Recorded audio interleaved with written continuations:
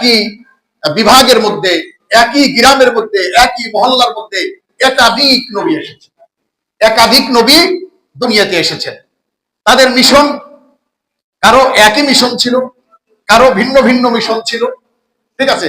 কিন্তু এক এক জামানায় দেখা যায় একাধিক নবী ছিল, কিন্তু আমাদের নবী এমন একজন নবী, আমাদের নবী এমন একজন নবী যে একটু বসার ব্যবস্থা করে দেন, ঠিক আছে। হ্যাঁ, কথা।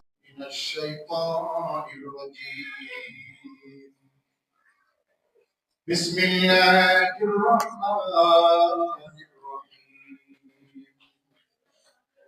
قال الله تعالى في القرآن والفرقان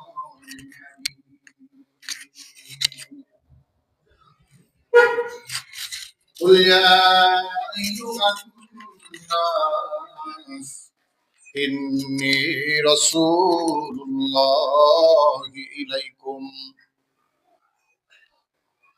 وقال سبحانه وتعالى في موضع آخر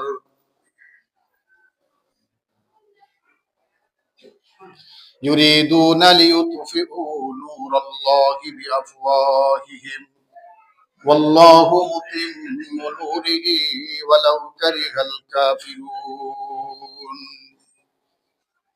وجاء في الحديث الشريف قال رسول الله صلى الله عليه وسلم ما من نبي إلا قد راى الغنم أو كما قال عليه الصلاة والسلام.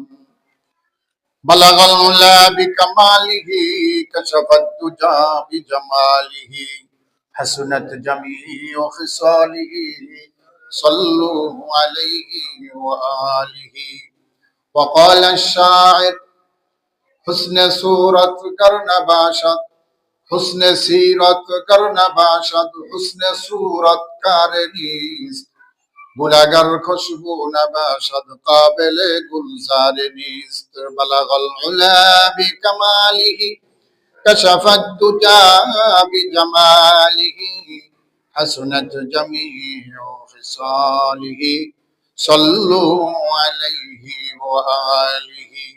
اللهم صل على محمد وعلى آل محمد كما صليت على إبراهيم وعلى آل إبراهيم إنك حميد مجيد. اللهم بارك على محمد وعلى آل محمد كما باركت على إبراهيم وعلى آل إبراهيم إنك حميد مجيد. আলহামদুলিল্লাহ, রব্বুল আলামিনের দরবারে লাখো কোটি শুকরিয়া আদায় করছি।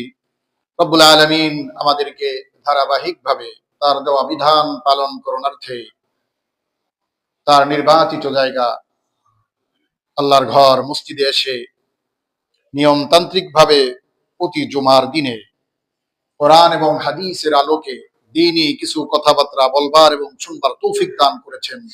এজন্য শুকরিয়া দান বলি আলহামদুলিল্লাহ।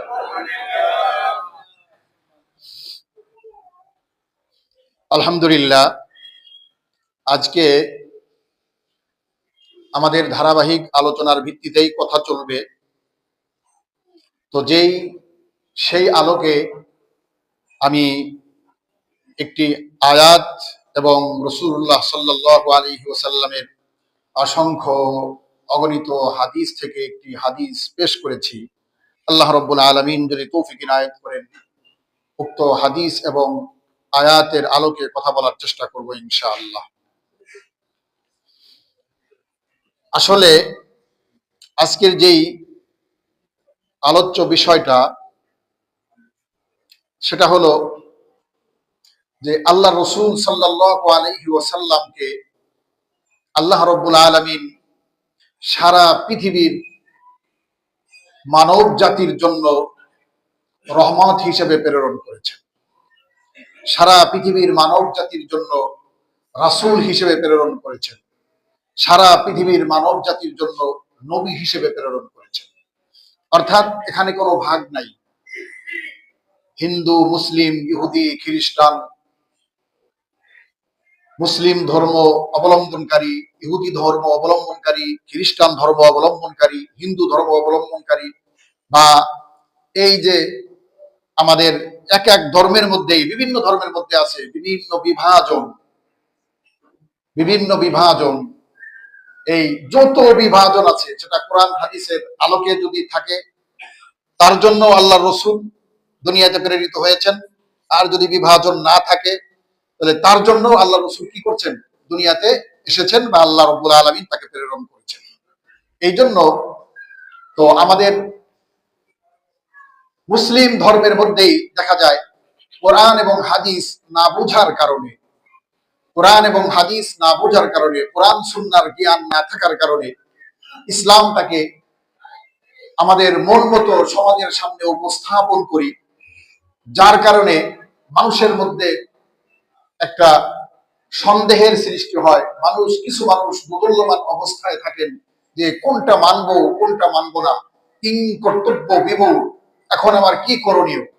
আসলে সঠিক ব্যাখ্যা, সঠিক অর্থ তার না জানা থাকার কারণে, তার সামনে পেশ না করার কারণে অনেক সময় দেখা যায় আমরা সমাজে অনেক মানুষ বিভ্রান্তির মধ্যে পড়ি, অনেক মানুষ বিভ্রান্তির মধ্যে পড়ি।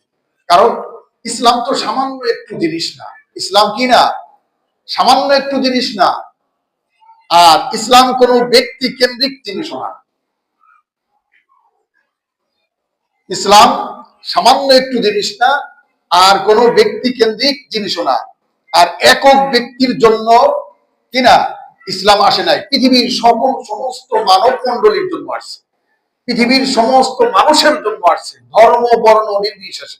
সুতরাং আমার আপনার জ্ঞান কতটুকু আছে, আমার আপনাকে আল্লাহ যতটুকু জ্ঞান দান করেছেন, এই সামান্য জ্ঞানের আলোকে, সামান্য বুদ্ধি বিবেকের আলোকে আমি যতটুকু ইসলাম থেকে, কোরআন সুন্নাহ থেকে ধারণ করতে পারি, ওই অনুযায়ী আমি কথা বলি, ওই অনুযায়ী আমার জীবন পরিচালনা করি, ওই অনুযায়ী আমি সমাজ নিয়ে চলি। কথা বুঝাইতে পারছি? তাহলে ইসলাম অনেক বড় জিনিস, ব্যাপক জিনিস।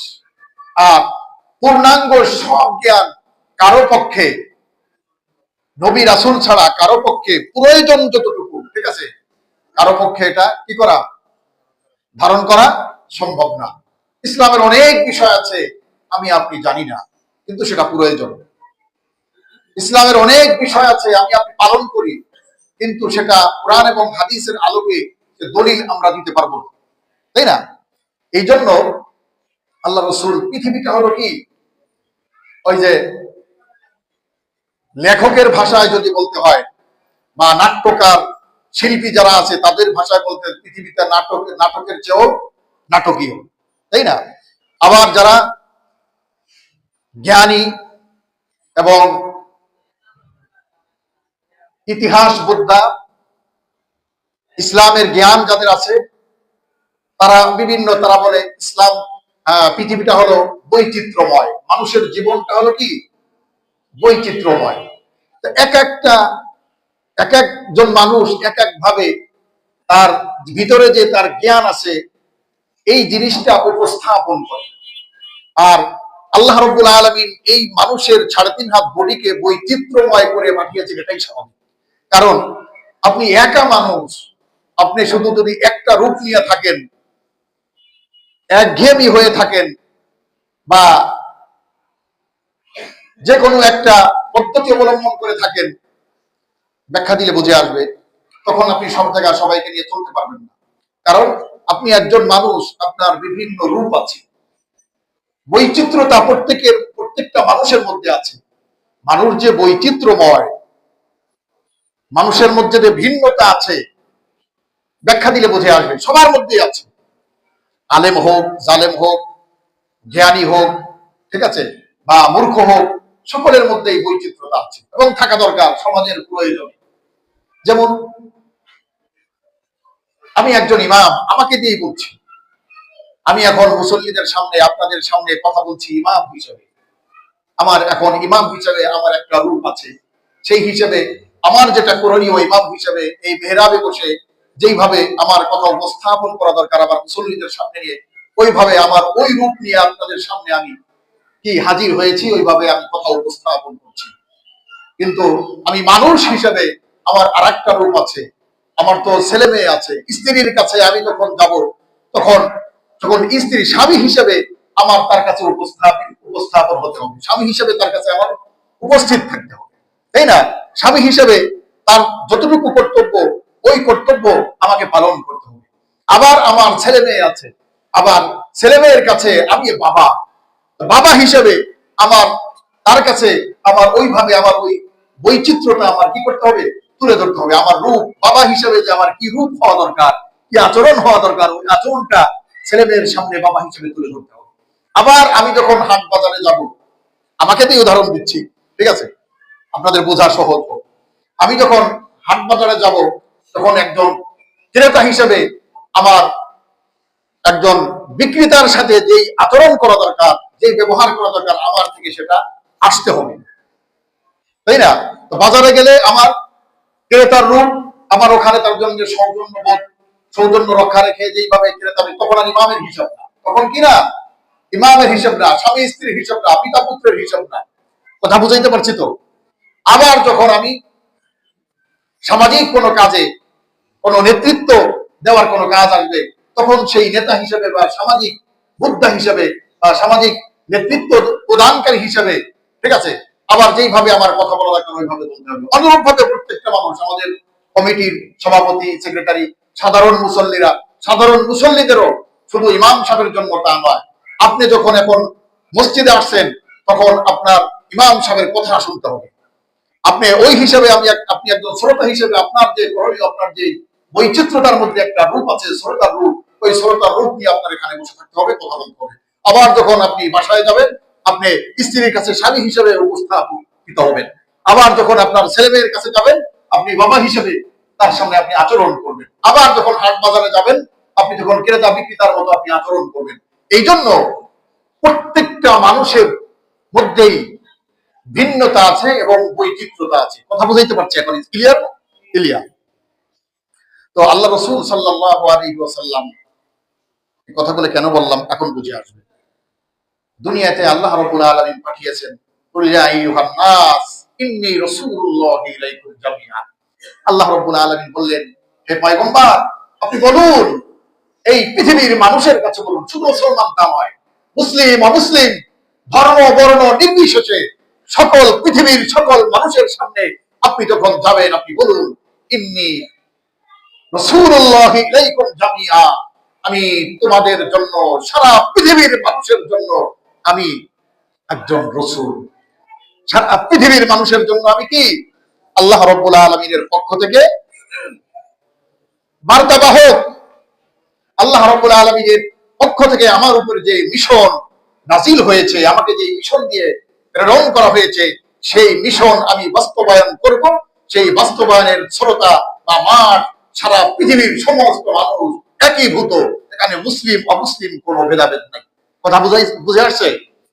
এখন কি বিভাগের মধ্যে, একই গ্রামের একই মহল্লার মধ্যে শুধু আমাদের মুসলিমদের নবী, একাধিক নবী সমস্ত নবীতে এসেছে, সমস্ত মানুষের তাদের মিশন একই মিশন। আগের 2 সপ্তাহ আরো ভিন্ন ভিন্ন মিশন ছিল, যে ঠিক আছে, ইতিপূর্বে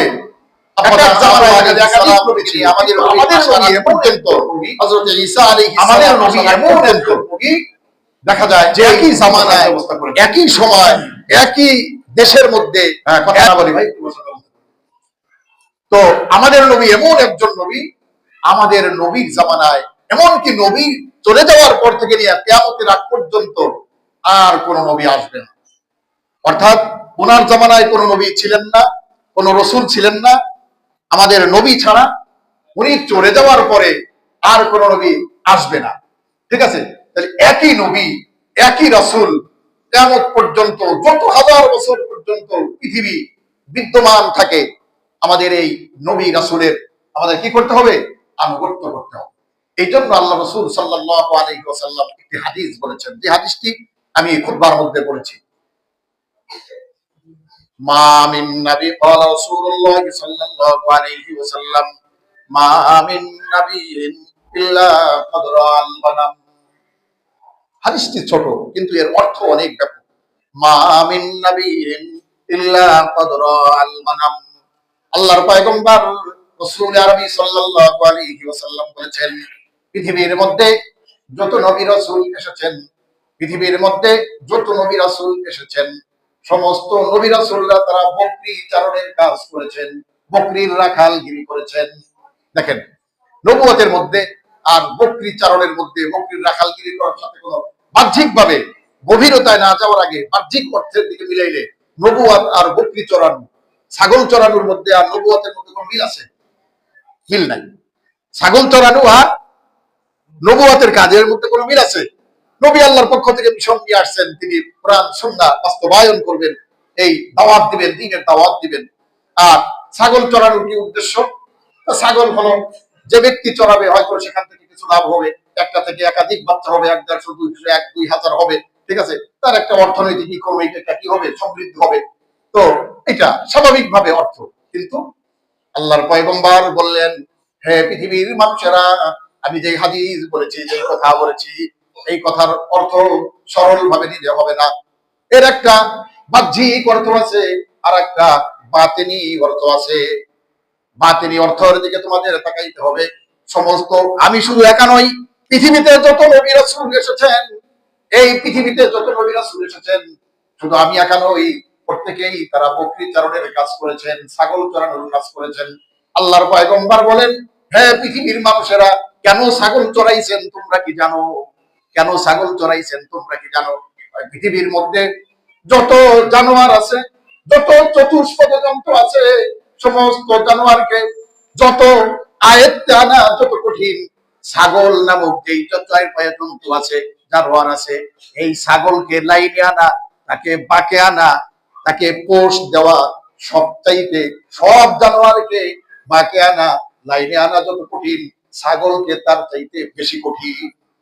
ছাগলকে লাইনে আনা তার চাইতে বেশি কঠিন। আর এই কঠিন কাজটা সমস্ত নবীদের মাধ্যমে আল্লাহ রাব্বুল আলামিন কেন নিয়েছেন? ওই যে বললাম, সারা দুনিয়ার মানুষের মধ্যে কোরআন সুন্নাহ এক, ঠিক আছে, কিন্তু মানুষের স্বভাব জাত ভিন্ন। মানুষের স্বভাবের মধ্যে বৈচিত্র্যতা আছে। জীবন নাটকের চেয়েও নাটকীয়, বলে না?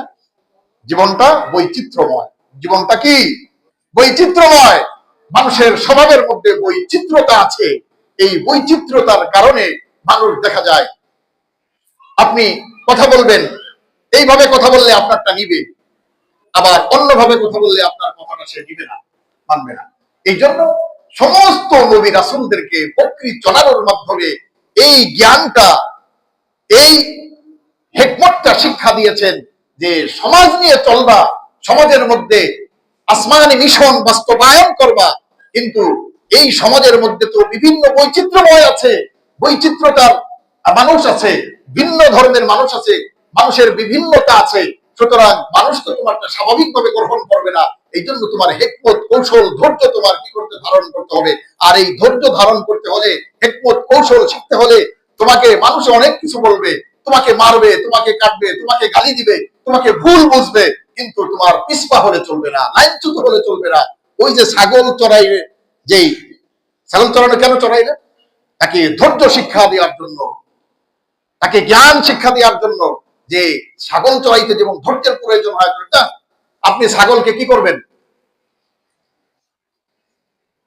কোন ছাগলের মালিক তাকে সুন্দরভাবে, প্রত্যেক মাসেই তো খায় না, ধরুন আপনি কোরবানি দিলেন, বা 6 মাস, 1 বছর, 2 বছর পরে একটা ছাগল আপনি কি করলেন, হৃষ্টপুষ্ট হওয়ার পরে বিক্রি করলেন আপনার অর্থনীতি সমৃদ্ধ করার জন্য। কিন্তু 1-2 বছর তো লালন পালন করতে হয়। কিন্তু ওই ছাগলটা যদি আপনি লালন পালন না করেন, তাকে যদি আপনি খাবার দাবার ঠিক মতো না দেন, তাহলে তো হৃষ্টপুষ্ট হবে না, আপনার যে উদ্দেশ্য সফল হবে না, দুনিয়ার যে উদ্দেশ্য, তাই না? এই জন্য এই ছাগলের শরীর চর্চা, অর্থাৎ ছাগলকে হৃষ্টপুষ্ট করার জন্য তার যে যত্ন যখন নেয়, এই যত্ন নেওয়ার জন্য ছাগলকে গোসল করে। ছাগলকে কি করে? গোসল করা। কেউ কেউ আবার ওই ছাগলকে চিরুনি করে কি দেয়, আবার তেল মারে, ঠিক আছে, সুন্দর করে সরিষার তেল হোক, নারিকেল তেল হোক, সুন্দর দেখা যায়, ঠিক আছে, তাড়াতাড়ি ছাগলের যত্ন নেয়া। কিন্তু আপনি যখন ওই ছাগলের মালিকে, যখন ওই ছাগলটাকে গোসল করানোর জন্য খালের মধ্যে, নদীর মধ্যে, বিলের মধ্যে বা কোনো পুকুরের মধ্যে নিয়ে যাবে, ওই ছাগল দেখেন, ও তো নিতেছে কোন জন্য? ওই ছাগলটা তার শরীরের চর্চার জন্য, শরীর যাতে হৃষ্টপুষ্ট হয়, তার শরীরের যত্ন নেওয়ার জন্য, গোসল করানোর জন্য নিতেছে। কিন্তু ছাগল করে 2 পাও 4 পাও সামনে দিয়ে, সামনের 2 পাও দিয়ে এমন ভাবে ঠ্যাক দেয়, ওর জীবন থাকতে আর যাইতে চায় না, গোসল করবে না। ঠিক আছে, আসলে কি গোসল করে চুবাই মারার উদ্দেশ্য? উদ্দেশ্য তো চুবাই মারার উদ্দেশ্য না, উদ্দেশ্য হলো শরীরের যত্ন নেওয়া। উদ্দেশ্য হলো কি? শরীরের যত্ন নেওয়া। কিন্তু ছাগল তো বোঝে না, ছাগল মনে করছে পানির মধ্যে নিয়ে আমার চুবাই মারবে। ঠিক আছে, আল্লাহর পয়গম্বর বলেন, পৃথিবীর মানুষের মধ্যে অনেক বৈচিত্র্যতা আছে, বিভিন্ন ধর্মের মানুষ আছে, বিভিন্ন ধরনের মানুষ আছে, বিভিন্ন বুঝের মানুষ আছে, বিভিন্ন জ্ঞানের মানুষ আছে। এই জন্য মানুষ আপনার নবী রাসূলরা মানুষকে ভালোর দিকে ডাকবে, জাহান্নাম থেকে বাঁচার জন্য, জান্নাতে যাওয়ার জন্য বলবে, ইয়া আইয়ুহান নাস ইন্নী রাসূলুল্লাহি ইলাইকুম জামিয়া। হে পৃথিবীর মানুষেরা আসো, ইসলামের ছায়াতলে আসো, আমি তোমাদের সকলের জন্য নবী, আমি তোমাদের সকলের রাসূল। সুতরাং এই পথে আসো, এই পথে আসলে জান্নাত পাবা, এই পথে গেলে জাহান্নামে যাবে। মানুষ যখন এইভাবে বুঝতে চায় না, তখন মানুষে মনে করে ওই ছাগলের মতো। আল্লাহর রাসূল সোজা কথা বলেন, তারা মনে করে আল্লাহর রাসূল আমাদের খারাপ দিকে নেওয়ার জন্য বলছে। এই জন্য প্রথমত আল্লাহর পয়গম্বরের উপর যখন এই আয়াত নাযিল হলো, ওয়ানদিরিন নাস, ওয়ানদিরিন নাস, এই আয়াত যখন নাযিল হলো, তখন আল্লাহর পয়গম্বর রাসূলুল্লাহ সাল্লাল্লাহু আলাইহি ওয়াসাল্লাম কি করলেন? এই পাহাড়ের চূড়ায় গিয়ে ওখানে আপনজন আত্মীয় স্বজন সকলকে ডাকলেন। আবু লাহাব তার মধ্যে ছিল, আবু জাহেল তার মধ্যে ছিল, উতবাও তার মধ্যে ছিল, তার চাচারা তারাও তার মধ্যে ছিলেন, সকলে ছিল। থাকার পরে বললেন, হে আমার আপনজন আত্মীয় স্বজন, হে পৃথিবীর মানুষ। আইয়ুহান নাস যখন বলা হয় তখন মুসলিম অমুসলিম সকলের উদ্দেশ্য হয়, এটা তো বলছি আমি, তাই না? নাস যখন বলা হয়, আর আমিনু আমানু যখন বলা হয় তখন শুধু ইমানদার যারা, মুসলিম যারা, তাদেরকে উদ্দেশ্য করে বলা হয়। এখানে কি বললেন? আইয়ুহান নাস কুলু লা ইলাহা ইল্লাল্লাহ তুফলিহুন, আইয়ুহান নাস কুলু লা ইলাহা ইল্লাল্লাহ তুফলিহুন। ঠিক আছে, তখন সমস্ত মানুষের একত্রিত জড় হল। যখন তিনি বললেন যে আমি তো তোমাদের কাছে এতদিন বিশ্বস্ত ছিলাম, আমি তো তোমাদের কাছে আলামিন উপাধি পেয়েছি এতদিন তোমাদের কাছে, কিন্তু এমন এমন একটি দাওয়াত তোমাদেরকে আমি দিচ্ছি, যেই দাওয়াতের মাধ্যমে দুনিয়া আখিরাতের কল্যাণ তোমাদের জন্য আসবে, দুনিয়া আখিরাতের সফলতা তোমাদের জন্য আসবে। সুতরাং তোমরা সব কিছু বাদ দিয়া, সমস্ত তন্ত্র মন্ত্র বাদ দিয়া একমাত্র ইসলামের দিকে আসো। একমাত্র কিসের দিকে আসো? ইসলামের দিকে আসো। এই কথা বলার সাথে সাথে, ঠিক আছে, আবু জাহেল, উতবা, সাইবা, ঠিক আছে, আবু লাহাব, এতদিন এতদিন কি বলা হয়েছিল যে সাপ আর পুষে রাখছি, তাই না, এখন ছবল মারার জন্য। এতদিন তোমাকে এই কথা বলার জন্য আলামিন উপাধি দিচ্ছি, বাপদাদার ধর্মের উপর চুনকালি লাগাইয়া নতুন একটা ধর্ম উপস্থাপন করছো, কিছুতেই হতে পারে না, তোমার জীবন বিপন্ন হবে, কিছুতেই তোমার জীবন পৃথিবীতে থাকবে না। এই যে ষড়যন্ত্র করা শুরু।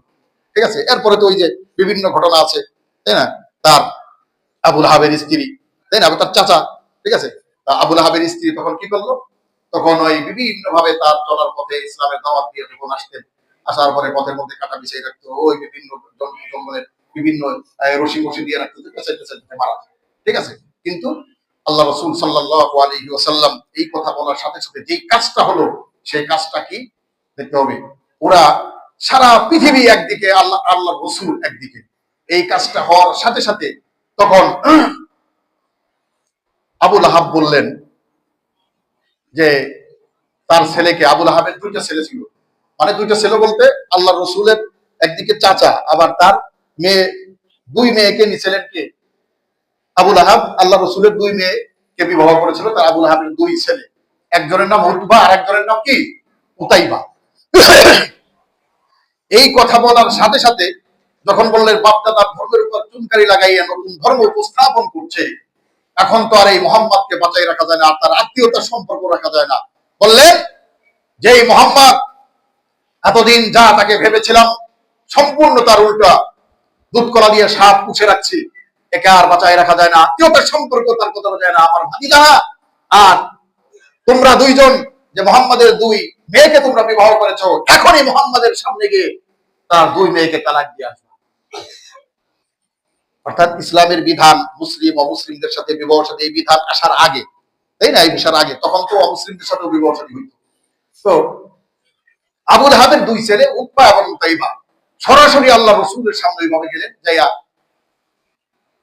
এই জাহান্নামী পাপিষ্ঠ আল্লাহ রসুলের সঙ্গে খারাপ আচরণ করলেন, তার জামা আক্রমণ করে জামা ছিঁড়ে ফেলল। আল্লাহ রসুল জামা ছিঁড়ে ফেলে তার মুখের উপর বললো যে তোমার মেয়েকে তালাক দিয়ে দিলাম, আর যেহেতু তুমি আমাদের ধর্ম থেকে বের হয়ে গেছো তোমার জীবন বিপন্ন হবে। এই কথা বলার সাথে সাথে আল্লাহ রসুল খুব রাগ হয়ে গেলেন। আমি আল্লাহর দাওয়াত দিচ্ছি, ঠিক আছে, এক আল্লাহর দাওয়াত দিছি, কুল ইয়া আইয়ুহান নাস ইন্নী রাসূলুল্লাহি ইলাইকুম জামিয়া আইয়ুহান নাস কুলু লা ইলাহা ইল্লাল্লাহ তুফলিহুন। সুতরাং আমি তো আমার নিজের কথা বলছি না, ভাই তোর আল্লাহ টাল্লাহ বাদ। ঠিক আছে, কি বললেন কথাটা? ভাই তোমার আল্লাহ টাল্লাহ বাদ, আল্লাহ টাল্লাহ বাদ দাও। আল্লাহ রসুল কিন্তু এত সময় পর্যন্ত বিভিন্ন সময় তাই মাইর খাইছেন, গালি খাইছেন, বিভিন্ন কটূক্তি করছেন, তাকে বেইজ্জতি করছেন, তার গায়ে হাতও উঠেছেন, জামাও ছিঁড়ে ফেলছেন, কিছু বলেন নাই। এইবার আল্লাহর পয়গম্বর বলেন, আল্লাহ আমি তো আমার ব্যক্তিগত বিষয় নিয়ে দুনিয়াতে আসি নাই, আমার ব্যক্তিগত দাওয়াত আমি দুনিয়ার কোনো মানুষকে দিচ্ছি না। আপনি বলেছেন মানুষের উদ্দেশ্যে বলুন, আইয়ুহান নাস কুলু লা ইলাহা ইল্লাল্লাহ তুফলিহুন। আবার আপনি মহাসংবিধান হিসেবে নাযিল করেছেন, কুল ইয়া আইয়ুহান নাস ইন্নী রাসূলুল্লাহি ইলাইকুম জামিয়া। এই দাওয়াতই তো আমি মানুষের কাছে দিলাম। আমার মেয়েকে তালাক দিল, আমার তাতে কোনো আফসোস নাই, আমাকে বেইজ্জতি করেছে, আমার তাতে কোনো আফসোস নাই। কিন্তু আল্লাহ আপনি আমাকে পয়গম্বর হিসেবে প্রেরণ করেছেন, আর আপনাকে কটূক্তি করে কথা বলে, আল্লাহ টাল্লাহ বলে, আপনাকে বেইজ্জতিমূলক কথা বলে আমি পয়গম্বর তো এটা সহ্য করতে পারি না। আমার ব্যক্তিগত বিষয়ে যত সময় পর্যন্ত ছিলাম তত সময় পর্যন্ত আমি ধৈর্য ধারণ করেছি, কিন্তু আল্লাহ টাল্লাহ যখন আপনাকে ব্যঙ্গুক্তি করে কথা বলছে তখন তো আর আমি ধৈর্য ধারণ করে থাকতে পারি না। আল্লাহর পয়গম্বর এই কথা বলার সাথে সাথে আল্লাহ রাব্বুল আলামিন জবাব দেন, হে আল্লাহর পয়গম্বর আপনি রাগ হবেন না, অর্থাৎ আমি আল্লাহ, আমি মানুষকে বানিয়েছি, আমি মহান, আমাকে কেউ কটূক্তি করলে আমার কিছু আসে যায় না, আমি সব মানুষ আমি বানিয়েছি, সমস্ত মানুষ যদি আমার বিরুদ্ধাচরণ করে আমার তাতে কিছু আসে যায় না। কিন্তু আপনার সঙ্গে বেয়াদবি করেছে ওই আবু লাহাবের ছেলে উতবা এবং উতাইবা, এই বেয়াদবের শাস্তি আমি অবশ্যই দেব। আপনি আমার কাছে দোয়া করুন, পৃথিবীর মধ্যে যত কুকুর আছে কুকুরগুলোর মধ্য থেকে যে কোনো একটি কুকুর ওই উতবার উপরে যেন হিলিয়ে দেওয়া হয়, অর্থাৎ তাকে ছিঁড়ে ফিরে খেয়ে ফেলে, এই দোয়া আপনি করুন। আল্লাহর পয়গম্বর হাত উঠে দোয়া করতে দেরি, কবুল হইতে দেরি হয়। তখন দেখা গেল ওই আবু লাহাবের ছেলে উতবা এবং উতাইবা সিরিয়া, মদিনা হয়ে সিরিয়ায় যাইতে হয় ব্যবসার জন্য। ওখান থেকে যখন ওইভাবে একটি তাবু গাড়লো, মাল সামান আনার পরে রাতের বেলা পথের প্রতিমধ্যে একটা তাবু গাড়লো, সব মাল সামানা রেডি, গমের বস্তা, কিসের বস্তা, খেজুরের বস্তা, বিভিন্ন মাল সামানা ওখানে বোঝাই করে রাতের বেলা যখন তাবু গাড়লো, তাবু গাড়ার পরে তখন ওই তার ব্যবসায়ী লিডার ছিল উতবা, কার ছেলে? আবু লাহাবের ছেলে। ওই উতবা আসছে, আল্লাহ রসুল যে বলছেন যে তার জন্য বদদোয়া করছে, এটা আবার তার বিশ্বাস ছিল, আল্লাহ রসুল যে বদদোয়া করছে পৃথিবীর যে কোনো একটা কুকুরকে তার উপরে লেলাই দিতে, ঠিক আছে, তার এটা বিশ্বাস ছিল আল্লাহ রসুল ডক্টর মোহাম্মদ যে কথাটা বলছে এটা একসময় ওর মনের মধ্যে ভয় হয়ে গেছে, ঠিক আছে।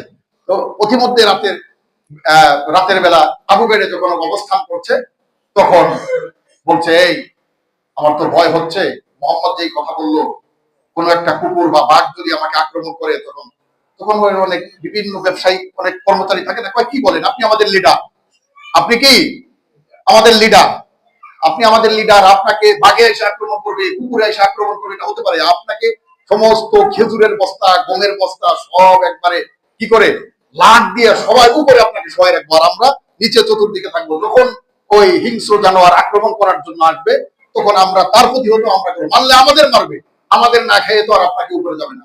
আচ্ছা ঠিক আছে, রাতের বেলায় ঘুমাবে, সব কিছু এইভাবে বস্তা সাদা এইভাবে সুন্দর করে লাট দিয়া উপরে উতবাকে শোয়াই রাখছে, ঠিক আছে, উতবাকে শোয়াই রাখছে। আর অন্যান্য কর্মচারী যারা আছে ওরা রাত কেউ ডাকতেছে, কেউ পাহারা দিচ্ছে, কেউ ঘুমাইতেছে নিচে, অনেক বিশাল বড় রাত, প্রায় 20-25 হাত উপরে এরকম রাত, শত শত বস্তা খেজুরের বস্তা এবং গমের বস্তা। তো আল্লাহ রাব্বুল আলামিন যেখানে বলছেন আপনি বদদোয়া করুন, ঠিক আছে, ওকে আমি ধ্বংস করে দেব, সেখানে দুনিয়ার কোন মানুষের বাঁচার কোনো উপায় আছে? ইতিহাস প্রমাণ করে যখন ওই আবু লাহাবের ছেলে উতবা এবং উতাইবা উতবাকে যখন ওই লাঠের উপরে এইভাবে সবাই রাখছে তার সেফটির জন্য, সমস্ত কর্মচারীরা নিজ দিয়ে কেউ পাহারা দেয়, কেউ ঘুমিয়ে গেছে। এমন একটি বাঘ এসে, একটি সিংহ এসে খালি খোঁজে। আল্লাহ রাব্বুল আলামিন ওই যখন দোয়া করতে বলছেন, ওই উতবার যে প্রত্যেকটা মানুষের শরীরে একটা ঘিরান আছে, প্রত্যেকটা মানুষের শরীরে একটা কি আছে, ঘিরান আছে, তাই না? দেখুন আপনি জামা কাপড় খুলবেন, ঠিক আছে, দেখার পরে আপনার জামা, আপনার গেঞ্জি, আপনার পোশাক, ঠিক আছে, আপনার একটা ঘিরান আছে যেটা আমার আপনার জন্য। আল্লাহ রাব্বুল আলামিন ওই হিংস্র প্রাণীর নাকের মধ্যে উতবার যেই জামার ঘিরান, উতবার শরীরের যেই ঘিরান নাকের মধ্যে দিয়ে দিচ্ছে। এখন সেই হিংস্র প্রাণী তাঁবুর মধ্যে আসছে। তাঁবুর মধ্যে আসার পরে নাকের ঘিরানের সঙ্গে অন্য মানুষের সঙ্গে মেলে না। এইভাবে শুকিয়ে যারা ঘুমাই রয়েছে কর্মচারীরা ওখানে যায়, কয় না আমার আল্লাহ যেই ঘিরানটা আমার নাকের মধ্যে দিছে ওই মানুষটা কোন? এদিকে যায় সেদিকে যায়, পায় না। এক লাফ মেরে যখন ওই আঠার উপরে, ওই লাটের উপরে যাই দেখে একজন মানুষ ঘুমিয়ে আছে। যখন নাকের সঙ্গে এইভাবে শরীরের সঙ্গে মিলাইছে, কয় এই তো আসামি পেয়ে গেছি। আমার আল্লাহ যেই ঘিরানটা আমার নাকের মধ্যে দিয়ে দিচ্ছেন তার পয়গম্বরের শাস্তি দেওয়ার জন্য, তার পয়গম্বরের সঙ্গে বেয়াদবি করছেন সেই শাস্তি দেওয়ার জন্য আসামি পেয়ে গেছি। এমন ভাবে গলা খাপড়িয়ে মানে ধরেছেন, একবারে রক্ত সব কিছু চুষে খাপড়ে ছাপড়ে, পা এক জায়গা, মাথা এক জায়গা, হাত এক জায়গায় ছিন্ন ভিন্ন করে ফেলছে। সকালবেলা যখন দেখে সবাই ঘুম থেকে উঠছে, তাদের লিডার কই? আমাদের লিডার তো নাই। আল্লাহ রাব্বুল আলামিন বলেন, তোদের লিডার আর পাওয়ার কায়দা নাই। আমাকে গালি দিছে, আমার তাতে কিছু আসে যায় না। আমি আল্লাহ, আমি মহান, আমাকে গালি দিলে আমার কিছু আসে যায় না। আমার খোদাইত্বের মধ্যে সারা পৃথিবীর মানুষ যদি আমার নাফরমানি করে, আমার খোদাইত্বের মধ্যে বিন্দু পরিমাণ কোনো কমতি আসবে না। আর সারা পৃথিবীর মানুষ যদি আমার ইবাদত বন্দেগী করে, আমাকে আল্লাহ বলে মেনে নেয়, তাতে আমার খোদাইত্বের মধ্যে বিন্দু পরিমাণও একটু বৃদ্ধি পাবে না। সুতরাং আমাকে গালি দিছে, তাতে কিছু আসে যায় না। আমার পয়গম্বরের সঙ্গে বেয়াদবি করেছে, এটা আমি আল্লাহ সহ্য করি না। সাথে সাথে উতবা শেষ। ওইভাবে যখন চলে আসলো, এইভাবে আল্লাহর পয়গম্বর তখন শুকরানা নামাজ পড়লেন। সুতরাং আমি বলি, বিভিন্ন মানুষ আবুল সরকার বলেন, কোন জন্য বলতেছেন আউল বাউল ফাউল আমার আল্লাহকে নিয়ে গালি দেয়। কোন মানুষ তার নেতাকে দিয়ে গালি দিলে তার জন্য জীবন দিয়ে দেয়, রাজনৈতিক নেতার জন্য জীবন দিয়ে দেয়, সামাজিক নেতৃত্ব যারা দেয় তাদের জন্য জনগণ জীবন দিয়ে দেয়। কিন্তু আমার আল্লাহ শুধু আবুল সরকারের সৃষ্টিকারী না, আমার আল্লাহ ওই সমস্ত বাউলদের সৃষ্টিকারী নয়, আমার আল্লাহ ইহুদি খ্রিস্টানদের সৃষ্টিকারী নয়, আমার আল্লাহ মুসলমানদের সৃষ্টিকারী নয়, আমার আল্লাহ সারা পৃথিবীতে যত মাখলুক আছে সমস্ত মাখলুকের সৃষ্টিকর্তা। সুতরাং আমার আল্লাহকে নিয়ে বলবে তার মুখ না কি হুক কি বলে এটাকে, এই ধরনের খারাপ কথা বলবে, আমার মুখ দিয়ে উচ্চারণ করা সম্ভব না। ওই আবুল সরকার জীবনেও তার জীবনের কোনদিন যদি তওবা না করে ভালো হবে না। জীবনেও তওবা না করলে আল্লাহ রাব্বুল আলামিন তাদেরকে ছাড় দিবে না। কথা বুঝে আসছে? এখন আমার কথা হলো লালন ভক্ত অনেক মানুষই দুনিয়ার মধ্যে আছে, কিন্তু এই লালন কি কোনো মুসলিম, কোন মুসলমান ছিল? এরপরে লালনের যে গীত, এরপরে লালনের যে বিভিন্ন ধরনের এগুলো তো ইসলামের সাথে সাংঘর্ষিক। তাদের যে নীতিমালা, এগুলো পুরুষ মহিলা একসাথে থাকবে। ওই যে শায়েখ আহমদুল্লাহ, আপনারা অনেকে ইসের মধ্যে দেখছেন, তাদের যে বই আছে, বাউলদের একটা বই আছে, ওর মধ্যে 30টা সহকারে, 168 পৃষ্ঠা সহ 30টা সহকারে উল্লেখ করা আছে ওদের নীতি। সমস্ত নোংরা যত নীতিমালা আছে ইসলামের সাথে সম্পূর্ণ সাংঘর্ষিক। ওই যে বললাম যে বৈচিত্র্যময়, ওরা তো কোরআন হাদিসের জ্ঞান ওদের নাই। এই জন্য আমাদের বাবার বয়সী, দাদার বয়সী এবং আমাদের চাচার বয়সী যারা আছেন, এই গান বাজনা আপনারা শোনেন, কিন্তু এই ধরনের খারাপ মন্তব্য, আল্লাহকে আপনি কিভাবে যারা গালি দেয় তাদেরকে জান্নাতের আশা করা যায়? কাল কিয়ামতের ময়দানে জান্নাতের আশা করতে পারে যে আল্লাহকে গালি দেয়, নবীকে নিয়ে মন্তব্য করে আর জান্নাতের আশা করা যায়? কোনো মানুষ যদি জীবনে নামাজ নাও পড়ে কিন্তু বলেন আল্লাহ সত্য, রসুল সত্য, নামাজ কালাম সব ঠিক আছে, কিন্তু আমি শয়তানের ফেরেববাজিতে পড়ে আমি করতে পারছি না, হয়তো আল্লাহ একসময় মাফ করবে। এই জন্য খবরদার খবরদার। এখানে সূরা হাদীদের মধ্যে একটি আয়াত আছে, ওয়াল আউয়ালু ওয়াল আখিরু ওয়াল যাহিরু ওয়াল বাতিন ওয়া হুয়া বিকুল্লি শাইইন আলাইম। এই বদমাইশগুলো শুধু এই বাউল তারা না, এই আটরশি চন্দ্রপাড়া এরা যারা আছে এখানে যারা বলি তাদেরকেও বলছি, আমি তো আপনাদের শত্রু নই, তাই না? আমি আপনাদের ইমাম হিসেবে আওয়ামী লীগ, বিএনপি, যত রাজনৈতিক দল আছে অথবা অরাজনৈতিক ব্যক্তিবর্গ আছে, সাধারণ শ্রমিকরা আছে, আমার সমস্ত মুসল্লিদের জন্য আমি ইমাম। সুতরাং কারোর সাথে আমার কোনো শত্রুতা নাই, সবাই উদ্দেশ্যে বলছি। এখানে ওদের একটা ধর্ম আমি নিজে শুনেছি, এটা হুয়াল আউয়ালু ওয়াল আখিরু ওয়াজ যাহিরু ওয়াল বাতিন ওয়া হুয়া বিকুল্লি শাইইন আলিম। 27 নম্বর পারার কত 16 নম্বর পৃষ্ঠা, ওয়াকিয়ার পরের সূরা। ঠিক আছে, এই আয়াতের ব্যাখ্যা ওরা করে কয় ওয়াল আউয়ালু ওয়াল আখিরু ওয়াজ যাহিরু ওয়াল বাতিন ওয়া হুয়া বিকুল্লি শাইইন আলিম। কয় আউয়ালু আখির তুমি, জাহির ও বাতিন তুমি, কে বলে মুহাম্মদ তুমি, হুবহু খুদা তুমি, ওয়া হুয়া বিকুল্লি শাইইন আলিম। নাউযুবিল্লাহ। এই যে বলে, অথচ দেখেন আল্লাহ রাব্বুল আলামিন বলছে হুয়াল আউয়ালু ওয়াল আখিরু ওয়াজ যাহিরু ওয়াল বাতিন। আল্লাহর সামনে আল্লাহ রাব্বুল আলামিন ব্যবহার করেছেন, আর এটা ওদের পিশাবের জন্য, ওই যে বাউল যারা আছে এবং পিশাব আছে বিভিন্ন, এই পিশাবের উদ্দেশ্যে তাদেরকে ব্যবহার করে। আটশি পিশাবের জন্য ব্যবহার করে, চন্দ্রপাড়ার পিশাবের জন্য ব্যবহার করে। মুরিদরা বলে ওয়াল আউয়ালু মানে তার কাছে যায় ভাই আউয়ালু আখির তুমি, জাহিরু মানে আউয়ালু তুমি, আখিরু তুমি, জাহিরু তুমি, বাতিন হুবহু খুদা তুমি। নাউযুবিল্লাহ। এই কথা যে বলে তার ঈমান থাকে? এই কথা কেউ বললে ঈমান থাকে? হুবহু খুদা তুমি, কে বলে মুহাম্মদ তুমি, কে বলে কি মুহাম্মদ, খুদাও সে মুহাম্মদও সে। অর্থাৎ তারা বুঝাইতে যায় 3.5 হাত বডি, এটা আবার নামাজের এই 3.5 হাত বডি আল্লাহ, 3.5 হাত বডি মুহাম্মদ, 3.5 হাত বডি জান্নাত জাহান্নাম। আবার নামাজ কি জিনিস? নাউযুবিল্লাহি মিন যালিক। এই ধরনের মতবাদ এখন আমাদের মুরব্বীরা যারা আছেন, ঠিক আছে, আগের আমাদের বাচ্চা তাদের মধ্যে, আত্মীয় স্বজনের মধ্যে এরকম অনেক বিভিন্ন ধরনের গীতিকার এই ধরনের কথা বলতো।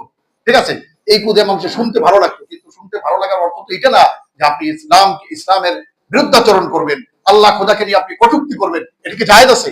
এই জন্য আমার বাবার বয়সী যারা রয়েছেন, চাচার বয়সী যারা রয়েছেন, আমার যুবক ভাইরা যারা রয়েছেন, গানের পাগল, ঠিক আছে, কোন অর্থবহ ভালো গান যদি থাকে, সেটা আওয়াজ বাদ্য কি বলে আওয়াজ টাওয়াজ ছাড়া, বাদ্য ছাড়া যদি কেউ শোনে, অর্থ ভালো থাকে, তাহলে অনেক ওলামায়ে কেরাম বলে ঠিক আছে। কিন্তু এই বাদ্য টাদ্য দিয়া ইত্যাদি এগুলা, কিন্তু এই সমস্ত কথাবার্তা, বাউলদের যে ধর্ম বিশ্বাস, ঠিক আছে, এইগুলো যদি কেউ মানে ভাই ঈমান থাকে। এই জন্য সবাই আমরা এগুলো পরিহার করবো তো ইনশাআল্লাহ। সুতরাং আমার আল্লাহকে দিয়ে নিয়ে যে কটূক্তি করে, আল্লাহর নামে যে বেইজ্জতি করে এবং উল্টাপাল্টা কথাবার্তা, এই শব্দগুলো আমি এখানে উচ্চারণ করতে পারছি না। ঠিক আছে, এত খারাপ শব্দ আপনারা শুনে নিয়ে ইউটিউবে আছে। ঠিক আছে, এই জন্য আল্লাহ রাব্বুল আলামিন আমাদের সত্যিকার অর্থে ঈমান ইসলাম নিয়ে আমরা কবরে যেতে পারি, সত্যিকার অর্থে কোরআন সুন্নাহর ভিত্তিতে আমাদের জীবন যাপন করতে পারি। আল্লাহ রাব্বুল আলামিন আমাদের সকলকে তৌফিক দান করুন। আজকে ভাই এই পর্যন্তই রইল।